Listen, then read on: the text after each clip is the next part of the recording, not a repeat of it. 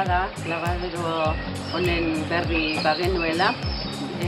Udaletxeko artxiboan bada informazioa, 1858koa. Garai batean Elizmendin ura hornidura ez zegoen etxetara, eta jendia honea etortze omentzan ura hartzea.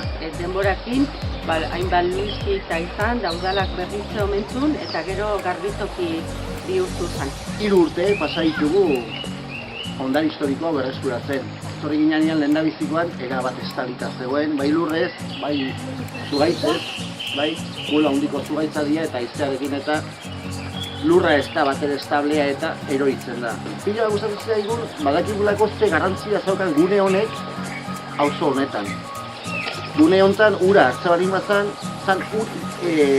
gune bakarra auzo honetan ura etengabe emaria zaukanak urte osoan. Balin bat gara abiltzainak eta abereak balin baditugu etxean, abere horiek egunero esten zituzten honea ura eatea. Ordu ezberdinetan oso kuriosoa. Basarri bakoitzak egiten zuen bere ordutegia behi batzuk besteekin ez koinziditzeko, leku beren. Dakigu oso toki importantea zela, etxiera kaltzatua daulako. Bere garaien bertakoak saiatu ziren eta egin zuten harriz zuten bidea, ganadua zaintzeko eta hau etengabeko pasua zalako. Iritsi zen 20. mendea, 20. mendearekin beste sistema hidraulikoak ere ja sortu ziren, eta orduan ura gora aldea beste modu baten eraman zen. Kontua da pixkanaka aztu zuntzela.